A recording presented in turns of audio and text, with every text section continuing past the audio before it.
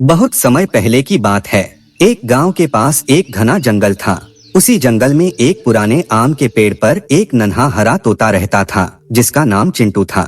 बाकी पक्षी आसमान में ऊंचा उड़ते, कलाबाजियां दिखाते, लेकिन चिंटू बस अपने घोंसले के कोने से उन्हें देखता रहता। वो मन ही मन सोचता, काश मैं भी ऐसे उड़ पाता, बादलों के पार जाकर सूरज को छू पाता। पर जैसे ही वो उड़ने की कोशिश करता, उसके छोटे पंख कांपने लगते और कुछ ही पलों में वो नीचे गिर जाता।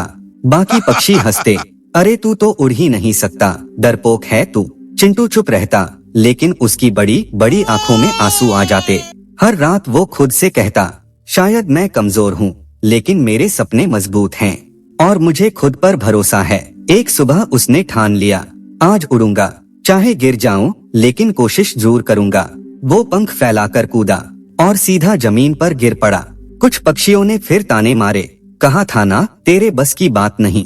चिंटू चुपचाप उठा और पेड़ के किनारे जाकर बैठ गया।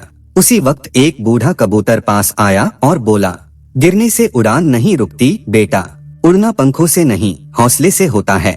उस रात चिंटू मुस्कुराया और खुद से बोला, मैं फिर कोशिश करूंगा, क्योंकि मुझे खुद पर भरोसा है।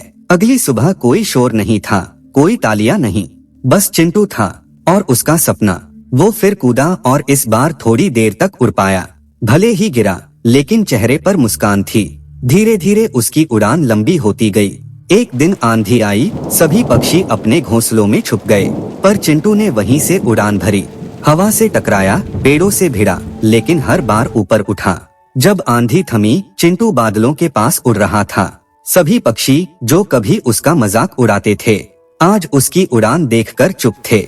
कबूतर ने मुस्कुराकर कहा, देखा चिंटू, तूने खुद पर भरोसा किया और वही तेरी सबसे बड़ी ताकत बन गई। सालों बाद जब एक नन्ही चिड़िया उड़ने से डर रही थी, चिंटू मुस्कुराकर बोला, डर तो सबको लगता है, लेकिन उड़ता वही है जो खुद पर भरोसा करता है। उड़ान पंखों से नहीं, हौसले और विश्वास से होती है। जो लोग दूसरों की बातों से डरकर रुक जाते हैं, वो वहीं रह जाते हैं जहां कल थे। लेकिन जो खुद पर भरोसा रखते हैं, वो गिरकर भी उठते हैं और आसमान को छू लेते हैं।